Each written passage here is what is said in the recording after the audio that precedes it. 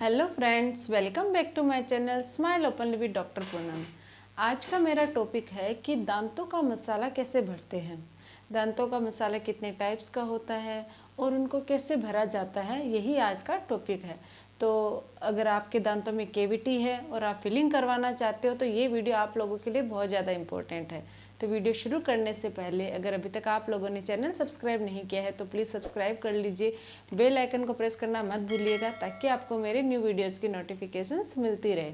ज़्यादा समय बर्बाद नहीं करते हुए डायरेक्ट पॉइंट पे आते हैं कि दांतों की जो फिलिंग होती है वो कितने टाइप्स की होती है और उनको कैसे फिल किया जाता है।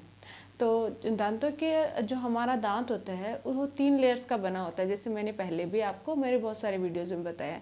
फर्स्ट इनेमल, सेकेंड डेंटिन और थर्ड होता है पल्प। तो जब इनेमल पे कोई भी बैक्टीरिया अटैक करता है और वो डेंटिन के बीच में और इनेमल के बीच में गैप क्रिएट कर देता है, यानी एक खड्डा जैसा बना देता है जिसको हम कैविटी बोलते हैं। तो इसी कैविटी में ये जब कैविटी हो जाती है तो दांतों में खाना फंसता है या कभी कभी दर्द होता है या ठंडा गर्म लगता है। तो ऐसी कंडीशन में आपको फिलिंग करने की एडवाइस दी जाती है। तो अब सवाल ये उठता है कि ये फिलिंग है वो कैसे भरी कैसे जाती है और कितने टाइप्स की होती हैं।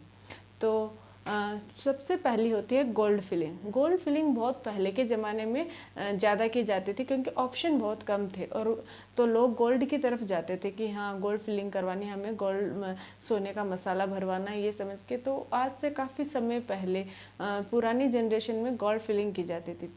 बहुत इजी प्रोसीजर था, उसमें भी गोल्ड का मटेरियल आता था और उसको एकदम अच्छे से कैविटी फॉर्म की जाती थी और उसमें फिलिंग कर दी जाती थी।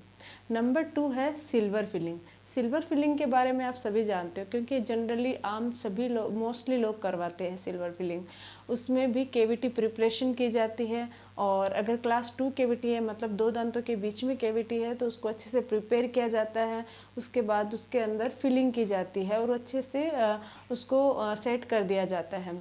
तो लेकिन आजकल ये फिलिंग कम की जाती है क्योंकि इसको एडवाइस कम करते हैं, डेंटिस्ट करना भी कम चाहते हैं क्योंकि इसमें मर्करी टॉक्सिसिटी की प्रॉब्लम होती है जो हमारे शरीर के लिए नुकसानदायक होती है।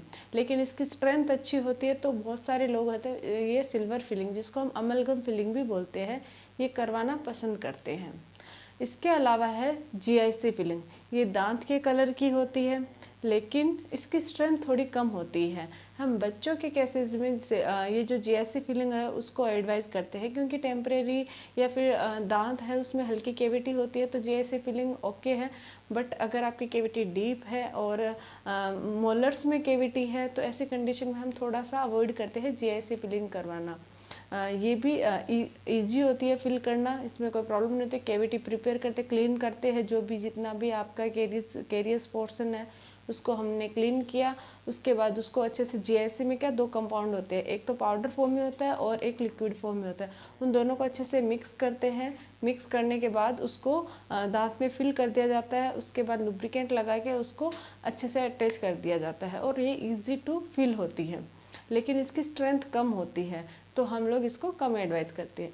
और सबसे जो लास्ट और सबसे बेस्ट फीलिंग होती है उसको हम कॉम्पोजिट फीलिंग कहते हैं, जो लाइट क्योर फीलिंग होती है। आप सब ने जो फीलिंग करवाना चाहते हैं उनको ये डॉक्टर ऑप्शन ज़रूर देता है और ये सबसे अच्छी फीलिंग होती है क्योंकि इसकी स्ट्रेंथ बहुत अच्छी होती है और दांत के कलर की होती है। जैसा आप शेड चाहते हो वैसा आपको मिल जाता है, जैसा आपका दांत का कलर है एक एग्जैक्ट वैसे ही ये फीलिंग होती है क्योंकि इसमें अलग अलग शेड होते हैं। अगर आपके दांत का कलर A1 शेड का है तो A1 शेड की फीलिंग मिल जाती है, A2 शेड का है तो A2 शेड की। तो ये बहुत अच्छी होती है क्योंकि दिखने में पता ही नहीं चलता कि आपके दांत में फिलिंग की हुई है क्या, और बहुत इजी होती है। उसी टाइम पका दी जाती है जिस टाइम फिलिंग की जाती है, तो आगे जाके कोई प्रॉब्लम नहीं होती। आप उसी टाइम खाना खा सकते हो, पानी पी सकते हो जैसे ही फिलिंग करने के बाद। उसमें फिलिंग कैसे करते हैं, उसमें ये होता है कि पहले आपकी जितना भी कैविटेड पोर्शन होता है, जो कैरियस पोर्शन होता है, उसको रिमूव किया जाता है।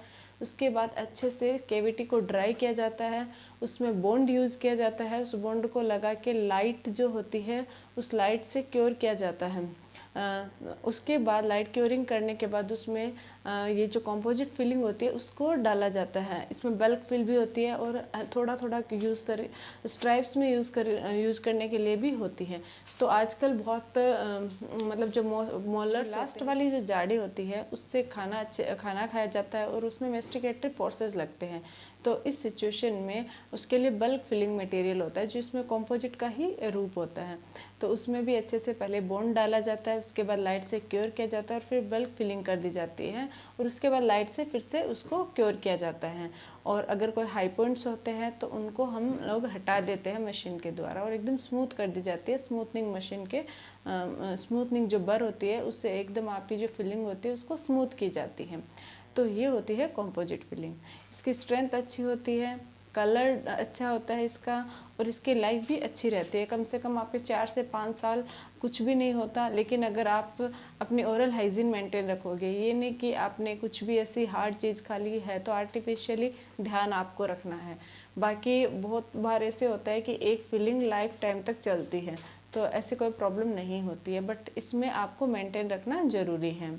तो ये है मेरा आज का टॉपिक। अगर ये वीडियो आप लोगों के लिए हेल्पफुल है तो प्लीज़ लाइक शेयर और सब्सक्राइब जरूर कीजिएगा चैनल को। Thank you.